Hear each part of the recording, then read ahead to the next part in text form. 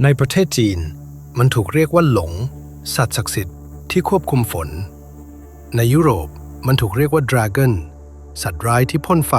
และเฝ้าสมบัติในเม็กซิโกมันถูกเรียกว่าเคทซาลโคอัตเทิลงูขนนกเทพเจ้าแห่งสติปัญญาในอียิปต์มันคืออาเปบหมูยักษ์ที่กลืนดวงอาทิตย์ในออสเตรเลียมันคือเรนโบว์เซอร์เพนต์สิ่งสร้างโลกอารยธรรมเหล่านี้อยู่ห่างกันเป็น 10,000 กิโลเมตรแยกขาดด้วยมหาสมุทรภูเขาทะเลทรายไม่เคยติดต่อกันอาจไม่เคยรู้จักกันด้วยซ้ำแต่ทุกอารยธรรมต่างวาดรูปสิ่งเดียวกันหมูยักษ์ที่บินได้มีอำนาจเหนือธรรมชาติและมีอยู่ตั้งแต่ก่อนกาลเวลานี่คือบังเอิญหรือพวกเขาเห็นสิ่งเดียวกันสวัสดีครับยินดีต้อนรับสู่ Unknown Files วันนี้เราจะสำรวจปริศนาที่นักโบราณคดีนักจิตวิทยาและนักชีววิทยาถกเถียงกันมากกว่า100 ปีมันคือคำถามง่ายๆแต่ตอบยากที่สุดข้อหนึ่งทำไมมังกรถึงปรากฏในแทบทุกอารยธรรมบนโลกทั้งที่อารยธรรมเหล่านั้นไม่เคยติดต่อกันในวันนี้เราจะเปิดดู4 ทฤษฎีที่มีอยู่จริงบางทฤษฎีเป็นวิทยาศาสตร์บางทฤษฎีเป็นความเชื่อและบางทฤษฎีเป็นสิ่งที่นักวิทยาศาสตร์ปฏิเสธแต่คนหลายล้านคนทั่วโลกยังเชื่ออยู่มาดูกันครับก่อนอื่นมาดูตำนานก่อนในประเทศจีนมังกรหลง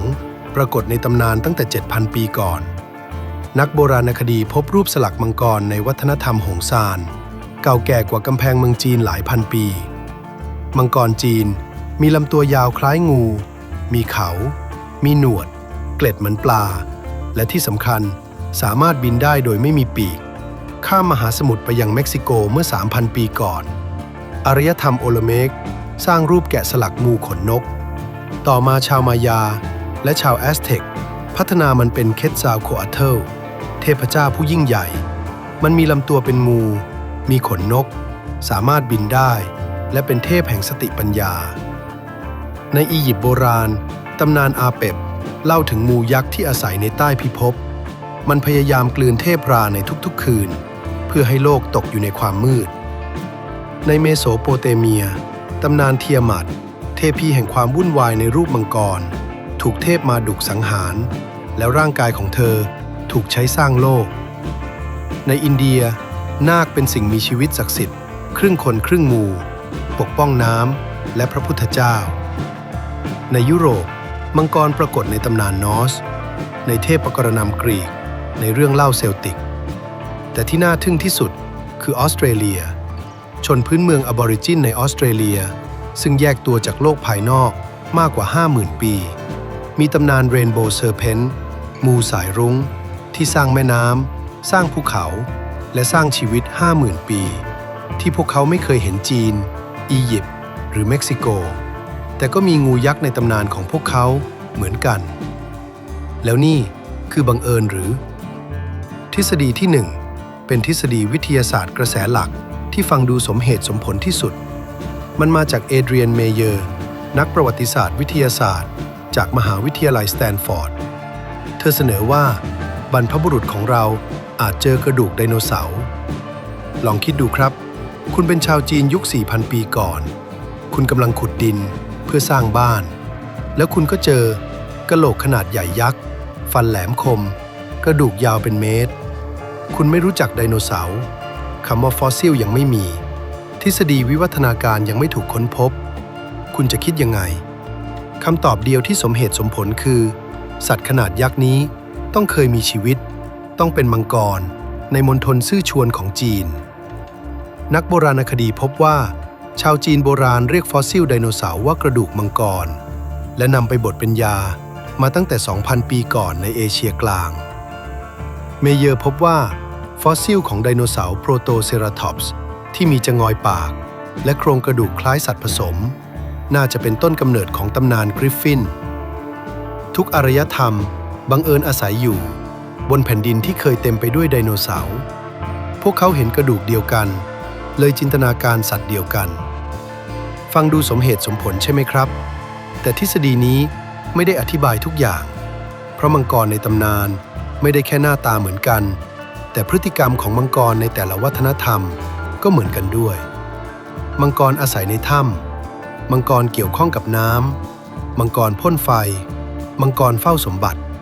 ทำไมพฤติกรรมพวกนี้ถึงเหมือนกันนั่นพาเรามาที่ทฤษฎีที่2ก็เป็นทฤษฎีวิทยาศาสตร์เช่นกันปี 2000 นักมนุษยวิทยาชื่อเดวิด อี โจนส์ตีพิมพ์หนังสือชื่อ An Instinct for Dragons เขาเสนอทฤษฎีที่น่าตกใจมนุษย์ไม่ได้คิดค้นมังกรขึ้นมามนุษย์เกิดมาพร้อมกับภาพของมังกรใน DNA โจนส์บอกว่าบรรพบุรุษของมนุษย์เมื่อหลายล้านปีก่อนตอนที่เรายังเป็นไพรเมทอาศัยบนต้นไม้มีศัตรูตามธรรมชาติ3ตัว 1. หมู่ที่เลื้อยขึ้นต้นไม้มากินเรา 2. นกอินทรีและนกลายเหยื่อที่บินลงมาฉวยเรา 3. เสือดาวและแมวใหญ่ที่ซุ่มจู่โจมจากใต้ต้นไม้มนุษย์ที่กลัว3 สัตว์นี้คือมนุษย์ที่อยู่รอดความกลัวพวกนี้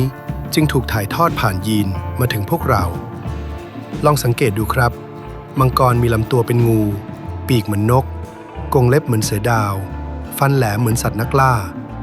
มันคือภาพของศัตรูบรรพบุรุษทุกตัวรวมเป็นหนึ่งนี่คือเหตุผลที่ทำไมเด็ก3 ขวบทั่วโลกโดยไม่ต้องสอนก็กลัวงูกลัวเสือกลัวสัตว์ที่บินลงมาและเป็นเหตุผลที่ทุกวัฒนธรรมวาดมังกรขึ้นมาโดยไม่ต้องนัดหมายแต่ที่นี่เองเรื่องเริ่มแปลกขึ้นเพราะแม้2 ทฤษฎีนี้จะอธิบายรูปร่างของมังกรได้แต่มันก็ยังอธิบายบางสิ่งไม่ได้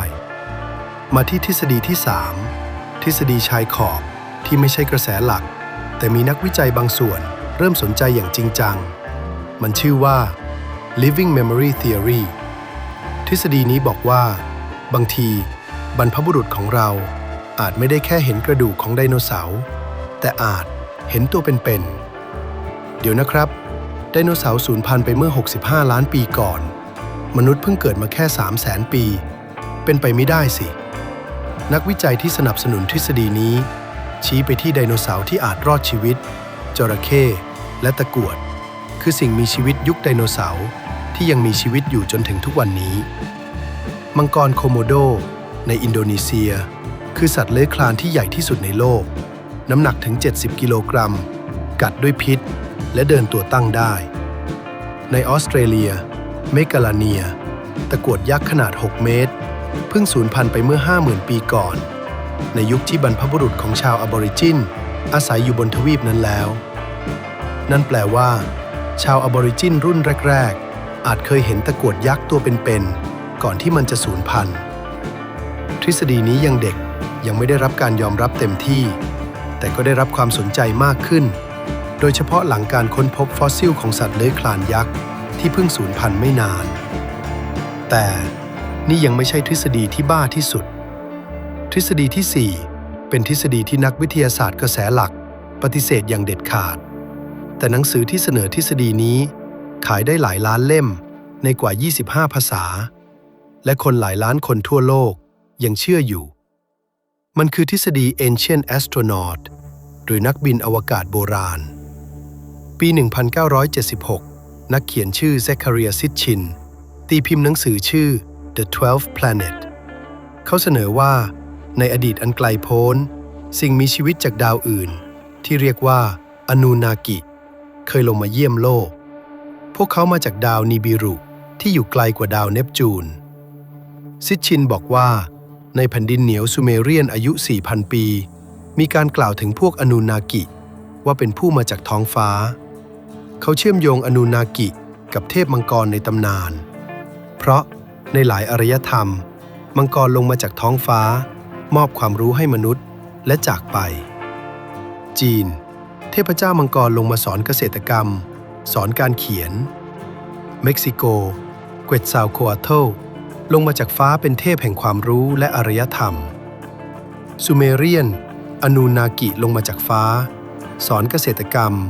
สอนดาราศาสตร์สอนการสร้างเมืองซิตชินถามว่าทำไมตำนานเหล่านี้ถึงเหมือนกันเพราะมันเป็นเรื่องจริง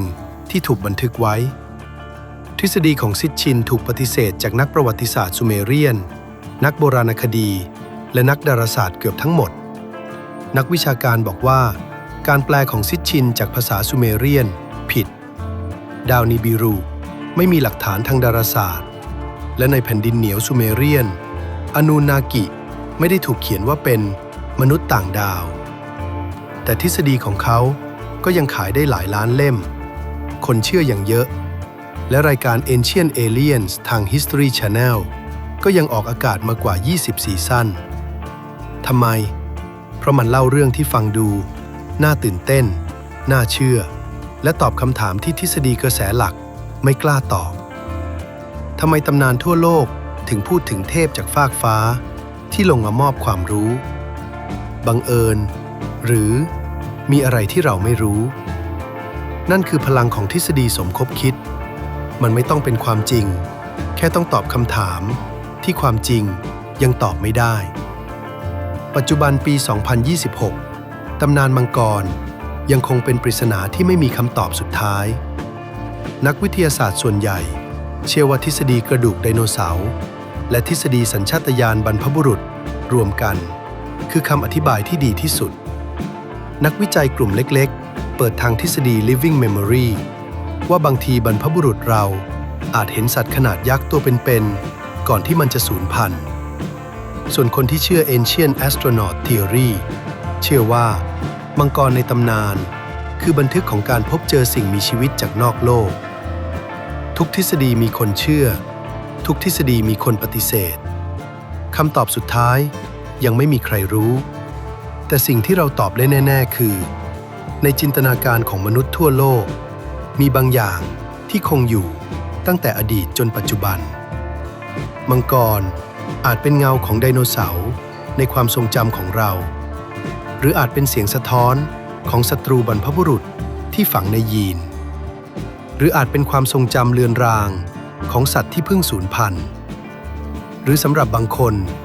อาจเป็นสิ่งที่บรรพบุรุษเห็นจริงๆในยุคที่เราจำไม่ได้แล้วไม่มีใครรู้แน่ชัดครับแต่ทุกครั้งที่คุณเห็นรูปมังกรในศิลปะจีนในโบสถ์ยุโรปในวิหารมายาคุณกำลังมองเห็นสิ่งเดียวกันที่บรรพบุรุษของคุณเห็นเมื่อหลายพันปีก่อนและเขาเห็นมันก่อนคุณจะมีโอกาสได้เกิดเสียอีกถ้าคุณชอบคลิปแบบนี้ฝากกดไลค์กดติดตาม